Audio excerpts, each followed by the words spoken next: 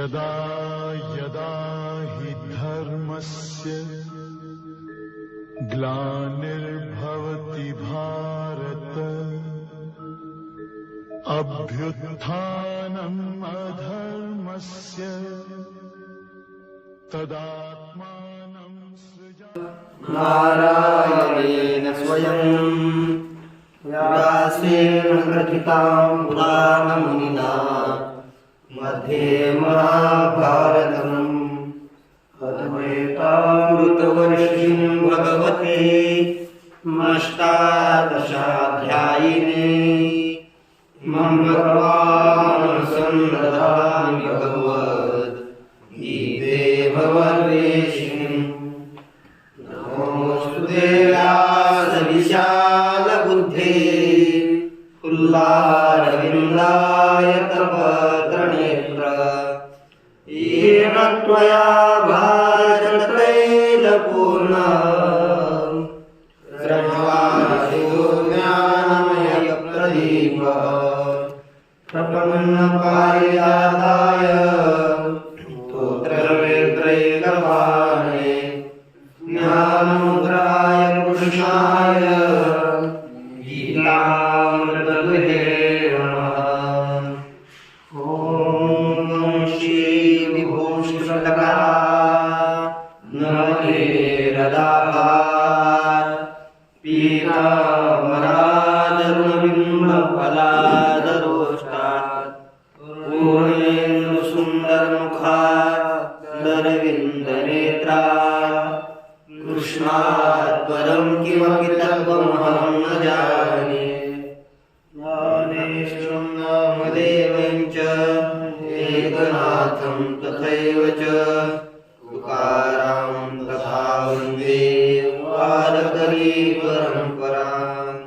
आदिनाथं समारम्भां श्रीज्ञानराजमध्यमाम् अस्मदाचार्यपर्यन्तां वन्दे गुरुपरम्पराम्।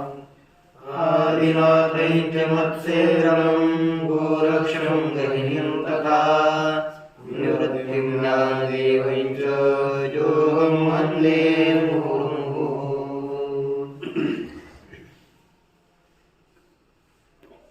श्री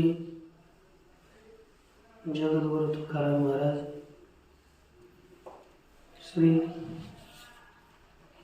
संत एकनाथ महाराज, आदि गुरु श्री शंकराचार्य इत्यादि सब संतों की अलौकिक अवैधों की ऐसी कृपा से श्रीमद् भगवद गीता का विचार करते समय श्रीमद् भगवद गीता के 5 अध्यायों का विचार हम लोगों ने किया है। छठा जो ध्यान योग है, इस अध्याय का हम विचार करेंगे। थोड़ा कभी भी भूमिका भी हो, थोड़ी विस्तृत भी लिखी हो, तो उन विचारों को अपने में निहित समाहित करने का प्रयास करें, जिसके कारण इस विचार को हम समझेंगे तो पूरा अध्याय समझने के लिए सहायता होती है। तो ध्यान दीजिए, आरंभ में अध्याय के श्लोक का विचार नहीं है।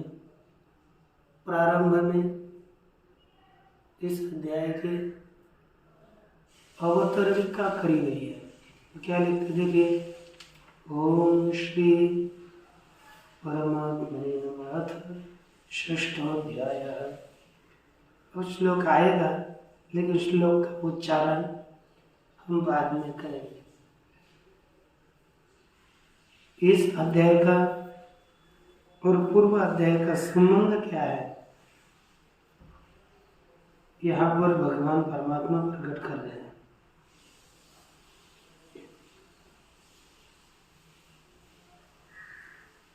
क्योंकि ध्यान योग का प्रस्ताव पंचम अध्याय के बाह्य विषयों को स्पर्शान कृत्वा बहिर्बाह्यांश चक्षुश्चैवान्तरे प्राणापानसमो कृत्वा नासाभ्यन्तरचालनम्। यह जो श्लोक 2 श्लोक बताए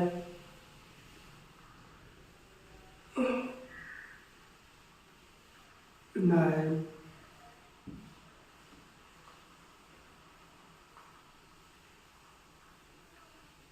तब वो अर्थात संक्षेप रीति से निर्दिष्ट किया हुआ जो योग है उसी का विस्तार करने के लिए इस 6ठ अध्याय का आरंभ है। इसमें लिखते हैं अतीत अनंतराध्यायन्ते ध्यान योगस्य सम्यक दर्शनं प्रति अंतरंगस्य साधसूत्रभूता श्लोकाः स्पर्शान् कृत्वा बहिः इत्यादयः उपदिष्टाः। अतीत अनंतराध्यायन्ते, अतीत अर्थात बीता हुआ, पीछे गया हुआ, अनंतर माने साक्षात तुरंत, जो साक्षात पीछे गया हुआ है, अर्थात 5वां अध्याय। उस 5वें अध्याय के अंत में ध्यान योगस्य सम्यक दर्शनं प्रति अंतरंगस्य सूत्रभूता श्लोका। सम्यक दर्शन के प्रति अंतरंगस्य ध्यान योगस्य, ऐसा अन्वय करो। पिछले 5वें अध्याय में क्या बताया? यथार्थ ज्ञान की प्रति सम्यक दर्शन अर्थात यथार्थ ज्ञान, यथार्थ ज्ञान के प्रति अंतरंग जो साधन है ध्यान योग, उस ध्यान योग के सूत्र रूपी, सूत्रभूत माने सूत्र रूप श्लोकाः उक्ता उपदिष्टाः, श्लोक बताए गए, श्लोकों का उपदेश किया गया। कौन से श्लोक? तो देखिए, स्पर्शान् कृत्वा बहिर्बाह्यांश इत्यादयः उपदिष्टाः, इत्यादि श्लोक बताए गए। किसके? अब हमें इतना समझ, इस पंक्ति का अर्थ क्या हो गया? यथार्थ ज्ञान के अंतरंग साधन रूप ध्यान योग को, ध्यान योग के सूत्र रूपी श्लोक स्पर्शान् कृत्वा बाह्यान् इत्यादि बताए गए, सूत्र रूप श्लोक बताए गए। तेषाम, उन्हीं श्लोकों का वृत्ति स्थानीयो अयम 6ठोऽध्याय आरभ्यते।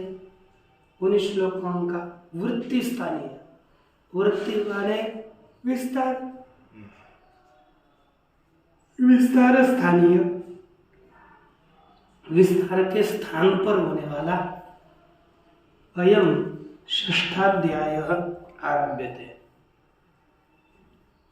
पिछले में संक्षेप बताया, अब यहाँ से आगे विस्तार रूपी यह 6ठा अध्याय आरंभ किया जाता है। तत्र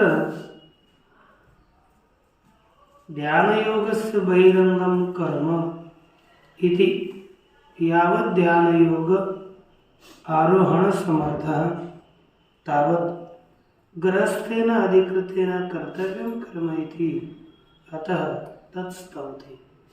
ये पंक्ति है। अब तो हो गया 5वां अध्याय के अंतिम में श्लोक संक्षिप्त से बताया, और उसी 2 श्लोकों का विस्तार करने वाला 6ठा अध्याय है। उसमें तत्र पद क्या दिया? तत्रार्ध तस्मिन्नाध्याय। इस छठे अध्याय में ध्यान योगस्य बहिरंगम कर्म इति, ध्यान योग का बहिरंग साधन कर्म है, यह बताया। यावद ध्यान योगारोहण समर्था, जब तक साधक ध्यान योग में आरूढ़ होने के लिए समर्थ नहीं होता, जब तक हमें ध्यान योग में आरूढ़ होने का सामर्थ्य नहीं, अधिकार नहीं है, क्योंकि कुछ भी काम अधिकार के बिना नहीं होता। इसलिए अधिकार प्राप्त करना चाहिए। अधिकार प्राप्त करने के लिए अभी बहुत सुंदर मौका है। प्रयास करें कि मैं इसका अधिकारी कैसे बनूं। जैसे आपको कि यहाँ पर भी नौकरी करनी है, तो आपको उसका अधिकार प्राप्त करना पड़ता है। आपको किसी की शरीर स्थिति को टटोलना है कि ये ठीक है कि नहीं, चिकित्सा करनी है, तो आपको पहले चिकित्सक वैद्य बनना पड़ेगा, डॉक्टर बनना पड़ेगा। अगर तो उसका सीधा जाकर गोलियां दोगे, ऐसा नहीं होगा। आपको उसका अधिकार संपादन करना पड़ेगा, तब कहीं ना कहीं जाकर के उसका लाभ हमें प्राप्त होता है।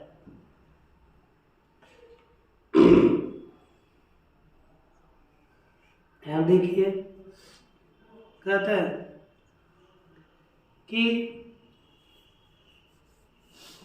तब तक, जब तक ध्यान योग में आरूढ़ होने का सामर्थ्य नहीं होता, तब तक तावत गृहस्थेन अधिकृतेन, अधिकारी गृहस्थ पुरुष के द्वारा कर्म करना चाहिए। आप कहोगे तो अधिकारी तो बन गया, फिर अधिकारी के द्वारा पुनः कर्म करना चाहिए। अधिकारी अर्थात ब्राह्मण, क्षत्रिय और वैश्य, जो कर्म कांड का अधिकारी है, उन्होंने ध्यान योग में आरूढ़ होने के लिए जब तक समर्थ नहीं होता तब तक कर्म करना चाहिए। अतः तत्स्तौति, इसलिए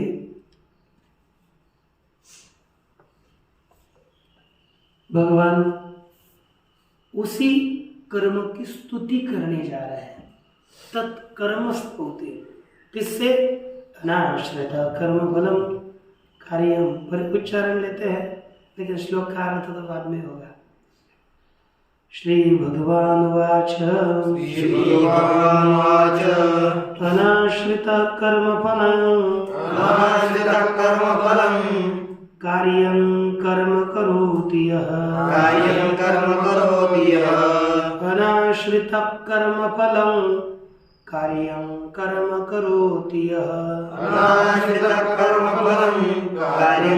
करोति यः, स सन्यासी च योगी च,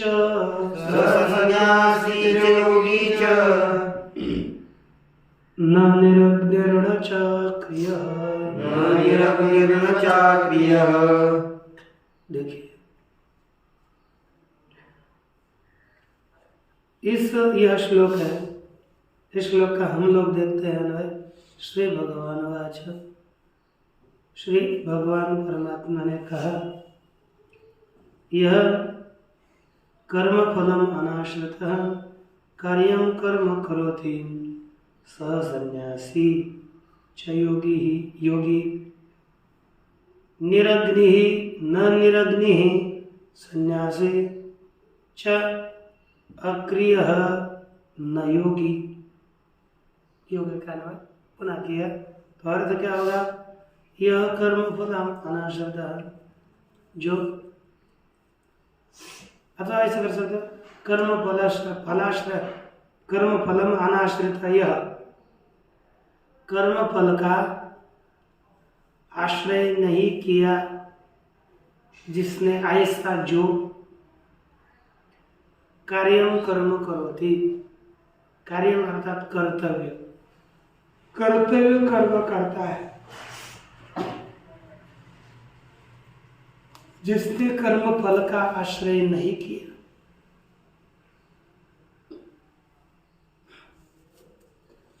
यदि कर्म फल की अंतःकरण में इच्छा नहीं रखी, कोई कर्म फल को नहीं चाहता लेकिन अपना कर्तव्य कर्म करता रहता है, ऐसा जो पुरुष है सह सन्यासी, वही सन्यासी है। यानी मुख्य वो सन्यासी जो वस्त्र सन्यास लिया जाता है वो नहीं है, और वही योगी है जिसने कर्म फल का त्याग करके कर्म किया, वही वह सन्यासी है और वही योगी है। न निरग्नि ही, जिसने अग्नि का त्याग किया है, केवल अग्नि को छोड़ा है, वह सन्यासी नहीं है। और जिसने क्रिया का त्याग किया है वही योगी, क्योंकि वास्तविक प्रसिद्ध क्या है, सन्यास आश्रम में अग्नि का त्याग करना वह सन्यासी है, लेकिन उसका निषेध नहीं करना। यहाँ पर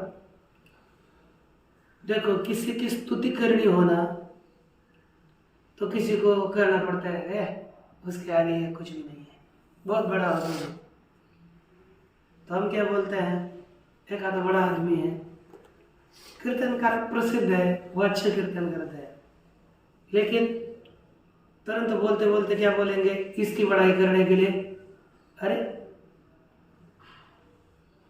वे कीर्तनकार है, इनके आगे तो कोई कुछ भी नहीं है।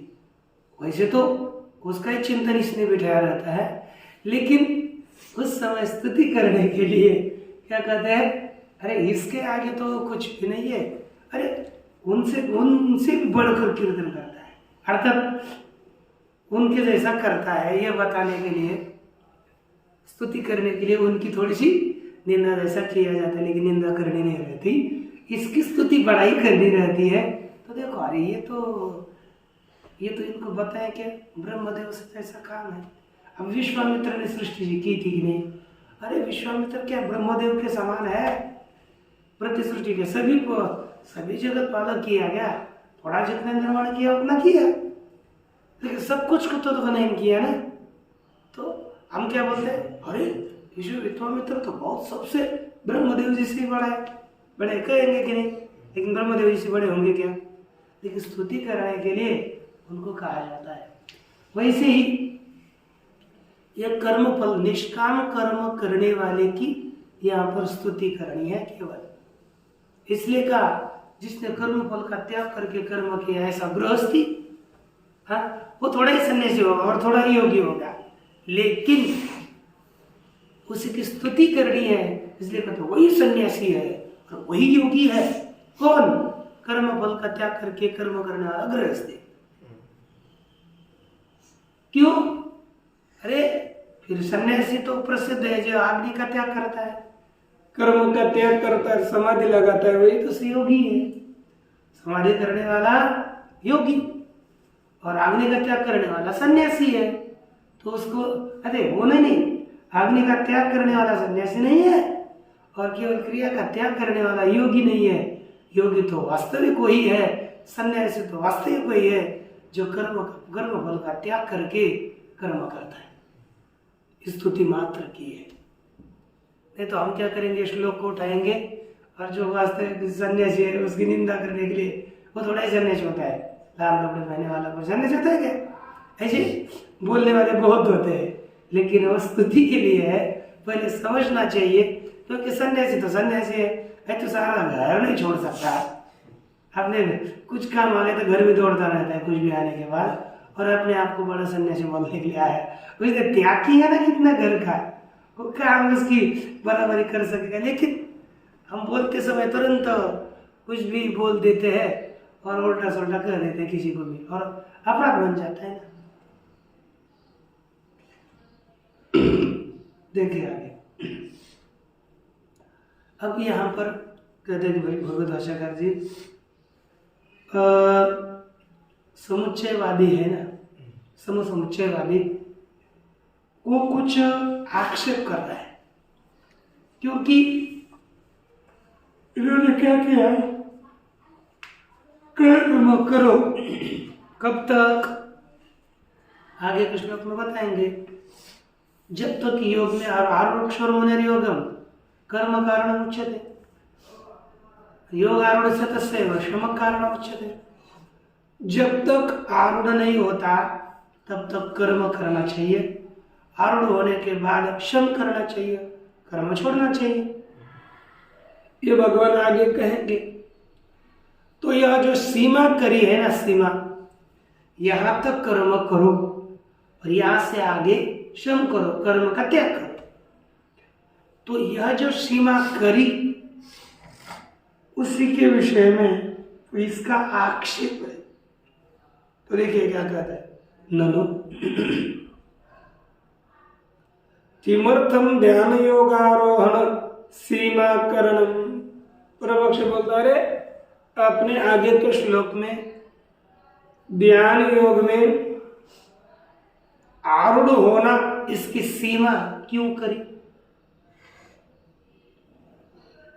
ध्यान योग आरूढ़ होने की सीमा क्यों करी, किस लिए सीमा की, यावता अनुष्ठेयम विहितम, यानी यावता अनुष्ठेयम एव विहितम कर्म यावत जीवम। क्या कहा, अरे यावता अनुष्ठेयम विहितम कर्म, यावता माने जितने के द्वारा, अनुष्ठेय अनुष्ठान करने योग्य विहित कर्म है, तो यावत जीवन, और तो जब तक जीवन है तब तक कर्म अनुष्ठेय है। अगर जब तक जिंदा है तब तक उसने कर्म करना चाहिए, कर्म का त्याग नहीं करना चाहिए। इसलिए ध्यान योग सीमा करना योग्य नहीं। ईशावास्य में कहा ना कि ईशावास्यमिदं सर्वं यत्किंच जगत्यां जगत् तेन तत्तेन भुञ्जीथा मावृद्रकसुधनं कुर्वन्नेवेह कर्माणि जिजीविषेत् शतग्निसमाः। यहाँ पर इस जन्म में, मनुष्य जन्म में कर्म करते हुए ही 100 वर्ष जीने की इच्छा चाहिए। और मनुष्य की आयु कितनी है, अशतायुर्वै पुरुष है, 100 वर्ष ही जीने वाला पुरुष होता है। वहां तक कर्म करने चाहिए, अर्थात जब तक जिंदा है तब तक कर्म करने चाहिए। इसलिए ध्यान योग में आरूढ़ होने तक कर्म करना चाहिए, यह कहना आपका ठीक नहीं है। विहितम कर्म यावत जीवम, तब तक यावता का अर्थ है निश्चयेन, क्या हो गया, यावत जीवम विहितम कर्म निश्चयेन अनुष्ठेयम, यावता का अर्थ है निश्चय, अर्थ क्या हो गया, जब तक जीवन है तब तक विधान किया हुआ कर्म निश्चित ही, विधान के हुए कर्म का निश्चित ही अनुष्ठान करना चाहिए, उसका त्याग नहीं करना चाहिए। यावता का अर्थ भाष्य के प्रकाश में नीचे से दूसरे पंक्ति में दिया हुआ है अंतिम में। इसलिए मरने तक कर्म करना चाहिए, ये समझ लीजिए। यावत जीवम अग्निहोत्रम जुहुयात् इत्यादि स्मृति प्रमाण भी है। अच्छा, तब सिद्धांति इसी का परिहार उत्तर देना चाह रहे हैं। आनंदगिरी जी में देखिए अंतिम से दूसरी पंक्ति, आनंदगिरी की, मैं टीका का नाम और उसकी पंक्ति नीचे से तो किसी भी बताऊंगा। क्या लिखा, भार्या वियोगादि प्रतिबंधात यावत जीव श्रुति चोदिष्ट कर्मानुष्ठानवत, कहते भार्या वियोग इत्यादि क्या होता है ना, एक बार कभी भी कर्म होगा वह सपत्निक होता है कि नहीं। पति पत्नी ने दोनों में कर्म करना चाहिए, अकेले में नहीं, क्योंकि यदि अकेला पुरुष है, गृहस्थाश्रम के पहले अकेला बोलते हैं ना, वो अर्धभृगल की तरह है ना, अर्धभृगलम युवक, वो पूरा नहीं है, आधा है। और ब्याह होता है तो वो अर्धांगिनी आने के बाद ये पूर्णांगी बन जाता है पुरुष, तो आधा। तो यहाँ पर ये अकेला पुरुष कर्म नहीं कर सकता, स्त्री के सहित कर्म कर सकता है। लेकिन किसी की पत्नी चली गई, सिधार गई, तो वो भी कर्म का अधिकारी नहीं रहा, है कि नहीं। पत्नी गई तो वैदिक कर्म का वो अधिकारी, शास्त्रीय कर्म का नहीं है, समझ लीजिए। भार्या वियोग, भार्या का वियोग होना ये प्रतिबंध हो गया कि नहीं। फिर इस प्रतिबंध से यावत जीव श्रुति चोदित कर्म अननुष्ठानवत, ऐसा प्रतिबंध होगा तो यावत जीवम इस श्रुति के द्वारा बताया गया अननुष्ठान,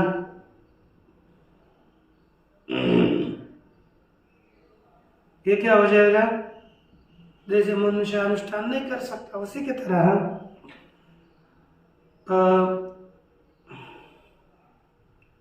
वैराग्य प्रतिबंधादपि तद अनुष्ठान संभवात, किसी को वैराग्य हो गया वो भी कर्म नहीं करेगा, पत्नी नहीं है तो कर्म कर ही नहीं सकता, और वैराग्य है तो भी नहीं कर सकता। तो वैराग्य के प्रतिबंध से तद अनुष्ठान संभव है, उसका अनुष्ठान संभव होने से भगवतो विशेष वचनाच्य, अथवा भगवान के विशेष वचनों से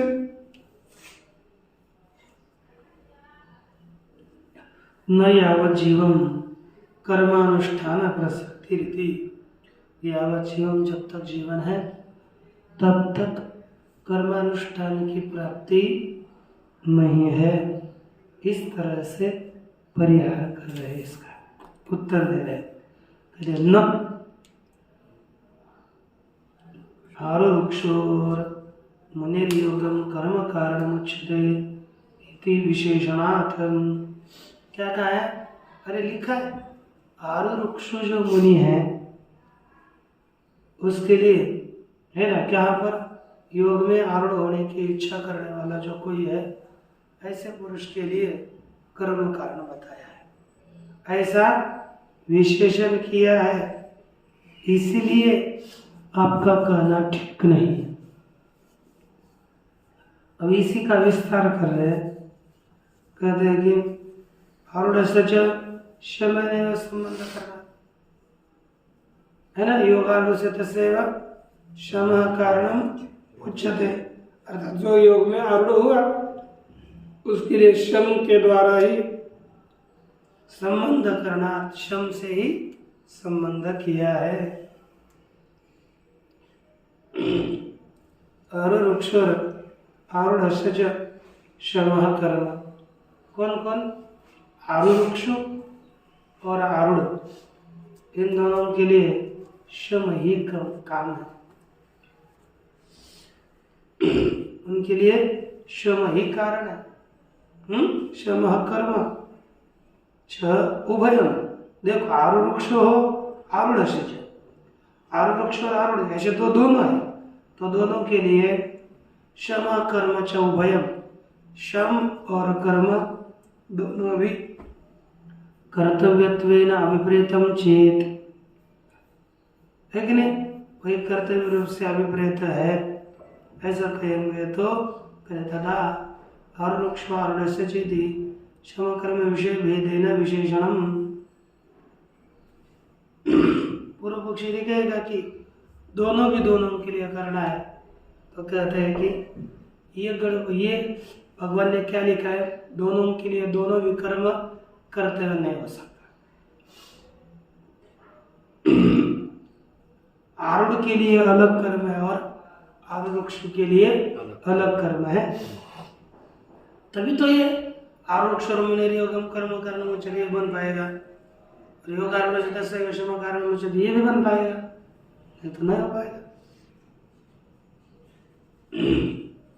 इति श्रम कर्म विषय भेदेन विशेषणम, श्रम और कर्म इन विषय भेद से विशेषण दिया है। विभाग करणम च अनर्थकम स्यात्,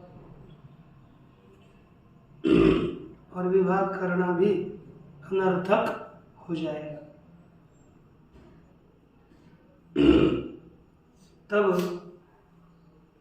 इसके ऊपर इसलिए इसका विभाग पूर्वक कथन किया है, क्योंकि अलग अलग ही इनका अन्वय हो जाएगा, है कि नहीं। इसलिए सीमा करना कि यहाँ तक कर्म करो और यहाँ से आगे क्या करो, कर्म का त्याग करो, श्रम करो। ये दोनों प्रकार के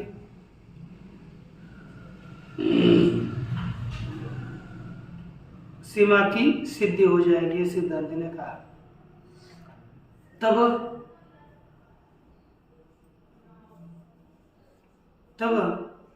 सिद्धांति ने जो कहा उसके ऊपर आक्षेप पूर्व पक्षी कर रहा है। क्या कहता है, तत्र आश्रमेनाम, तत्र करता है व्यवहार भूमि में, आश्रमेनाम कश्चित योगम आरूढ़ भवति, है कि नहीं। सभी आश्रमियों में कोई ना कोई ब्रह्मचारी गृहस्थ सन्यासी क्या है, और ब्राह्मण क्षत्रिय वैश्य वर्ण। तो यहाँ पर आश्रमी में ब्रह्मचारी गृहस्थ और वानप्रस्थ और तो इन आश्रमियों में कश्चित कोई एक आधा योग में आरूढ़ भवति, कोई एक आधा योग में आरूढ़ होने की इच्छा करता है। आरूढ़ कश्चित, और कोई आरूढ़ व पुरुष अपेक्षा करता है, ये करेंगे। अन्य नारूढ़ न चाह रहा, दूसरे जो आरूढ़ होने की इच्छा भी नहीं करते और आरूढ़ भी नहीं हुए। तान अपेक्षा, कुछ क्या होता है, कुछ तो आरूढ़ है, कुछ तो आरूढ़ हुए है, लेकिन कुछ ऐसे भी है वो आरूढ़ भी नहीं है और आरूढ़ भी नहीं है कि नहीं। हम लोग किसमें, आरूढ़ भी नहीं है और आरूढ़ भी नहीं है कि नहीं। हम साधना नहीं कर रहे हैं ना, इसलिए बोल रहा हूं।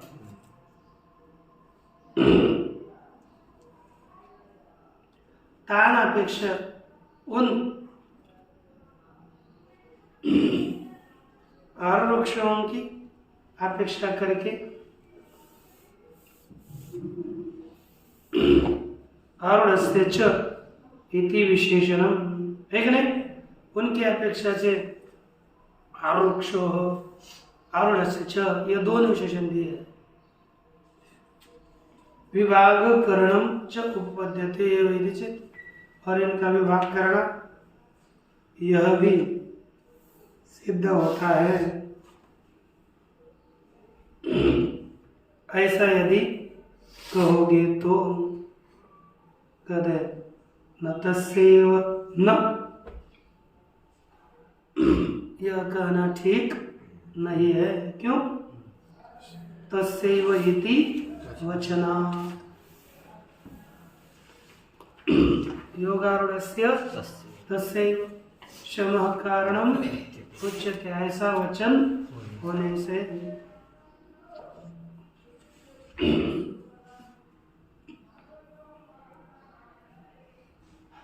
देखिए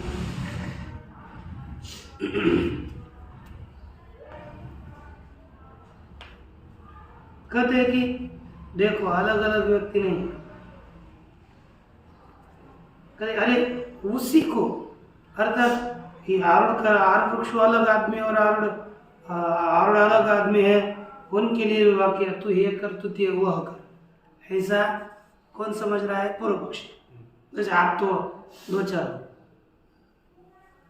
तो आप में से कोई आरूढ़ है और कोई आरूढ़ वृक्ष है, तो आपके लिए अलग कर्म और दूसरों के लिए अलग कर्म है कि नहीं? आपके लिए अलग, जैसे हम काम बताते हैं ना, तो दोनों के लिए अलग अलग काम बताते हैं, लेकिन प्रस्तुत में यदि या सिद्धांति का मानना क्या है? नहीं, एक ही आदमी आरूढ़ होने की इच्छा कर रहा है अभी, तो कर्म करे, फिर वो आरूढ़ हो गया, फिर वही कर्म करे, वही श्रम करे, एक ही आदमी क्रमशः। लेकिन पूर्व पक्ष आरूढ़ अलग, इसके लिए अलग और उसके लिए अलग, ऐसा मानकर चल रहा है। क्योंकि सिद्धांत क्या कर रहे हैं? नहीं, तस्यैव इति वचनात्, उसी को ही, अर्थात जो आरूढ़ है वो आरूढ़ हो गया, तो उसी को तस्यैव शम कारण आरूढ़स्य तस्यैव शम कारण उच्यते, ऐसा वचन होने से पुनर्योग ग्रहणात् च, और पुनः योगारूढ़स्य तस्यैव, तो इस पद में क्या किया? पुनः योग का ग्रहण किया, योग पद पहले भी लिया, आरूढ़ मुनेर योगम कर्म कारणम उच्यते, एक बार लिया, और पुनः योगारूढ़ से इसमें योग पद का ग्रहण किया है, इति है। यह आसीत पूर्वम योगारूढ़, इससे क्या बताया? यह आसीत पूर्वम योगम आरूढ़ हो, जो पहले योग में आरूढ़ होने की इच्छा कर रहा था, तस्यैव आरूढ़स्य, वही जो आरूढ़ हो गया, उसी आरूढ़ हुए पुरुष का शम एव कर्तव्य, शम ही कर्तव्य कर्म है, कारणम योग फलम प्रति उच्यते, योग फल के प्रति वही कारण है, यह कहा जाता है। अतो न यावत् जीवं कर्तव्यता प्राप्ति कस्यचिद अपि कर्मणः, इसलिए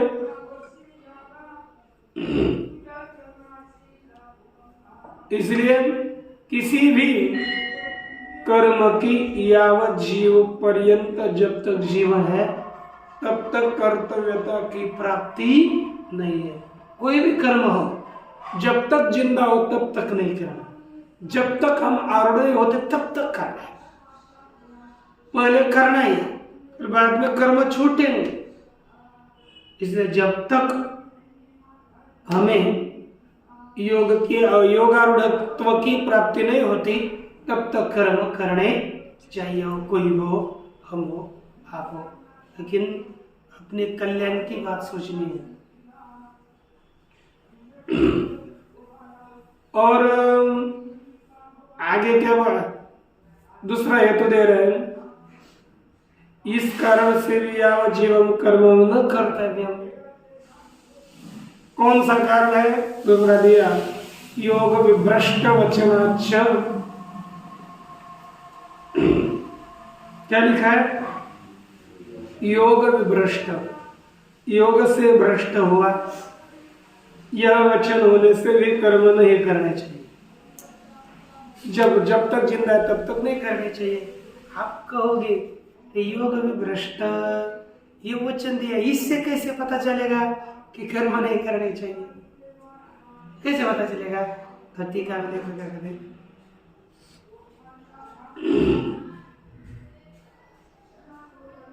सन्यासिनो योग भ्रष्टस्य विनाश शंका वचनात्। आगे छठे अध्याय के आगे अंतिम में अर्जुन जी भगवान को क्या कहते हैं? अयति श्रद्धयोपेतो योगाचरित मानस अप्राप्य योग संसिद्धिं काम गतिं कृष्ण गच्छति कच्चिन्नो भय विभ्रष्टश्चिन्ना ब्रह्म नश्यति इधर अप्रतिष्ठो महाभाव विमूढ़ो ब्रह्मणपदे। ठीक है, थोड़ा श्लोक इधर उधर देखो, इसमें क्या कहते हैं, कभी कभी एकदम परिचय के श्लोक भी नहीं आते।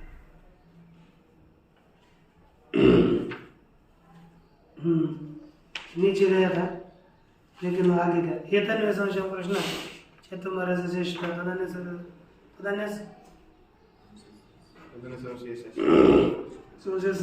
चेता नहीं पानी नहीं आता। कहते हैं देखिए कि योग विभ्रष्ट वचना, इसके आनंदगिरी में लिखा सन्यासिनो योग भ्रष्टस्य, जो सन्यासी योग से भ्रष्ट हुआ है उसके विनाश के विषय में शंका करी। विनाश के शंका वचन से न यावत जीवन कर्म कर्तव्यम प्रतिभाति, जब तक जीना चाहिए तब तक कर्म करना चाहिए, इसकी प्रतीति नहीं होती है कि नहीं? माने कभी ना कभी संन्यास होता है, इससे ही पता चलता है कि कर्म छोड़ा जा सकता है, क्योंकि संन्यास लिया है ना। तो यदि कर्म छोड़ा ही नहीं जा सकता तो सन्यासी जिसने कर्म छोड़ा है, कर्म का त्याग किया सन्यासी, और इधर योग भी छोड़ा है, उसका क्या नाश होगा कि नहीं, ये प्रश्न बनेगा। अरे सन्यास होता ही नहीं है तो कहां से कह रहा है सन्यासी? तो सन्यासी कहा है इसलिए कर्म का त्याग होता है, ये समझना चाहिए, है कि नहीं? तो कहते सन्यासी जो योग भ्रष्ट है उसके विनाश के शंका का कथन होने से यावत जीवन कर्म कर्तव्यम, जब तक जिंदा है तब तक कर्म करना चाहिए, इति न प्रतिभाति, यावत है ना, न यावत जीवन यहाँ पर है ना, इसकी प्रतीति नहीं होती।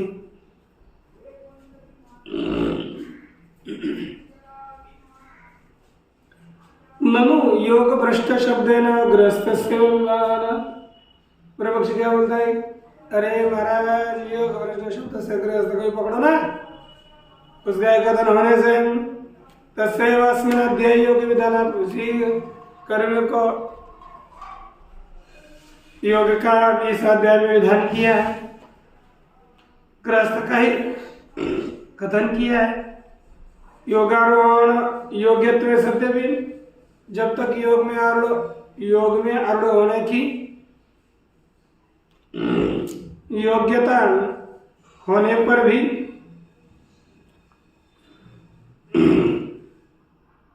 यावत जीवन प्राप्नोति इति तस्य नाश शंका अनुपन्ना स्यात्। यावत जीवन जब तक जिंदा है तब तक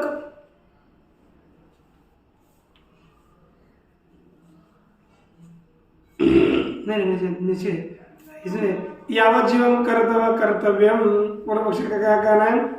तब तक कर्म करना चाहिए, ऐसी शंका करी तो उसका उत्तर सिद्धांत दे रहे, देखो भाष्य में, गृहस्थस्य चेत कर्मिणः योगवीत षष्ठाध्याय, यदि गृहस्थ कर्मी को इस छठे अध्याय में योग का विधान किया है तो स योग भ्रष्टोपि कर्म गतिम कर्म फलम प्राप्त होती थी, वह योग भ्रष्ट पुरुष भी कर्म गति को कर्म फल को प्राप्त होता है कि नहीं?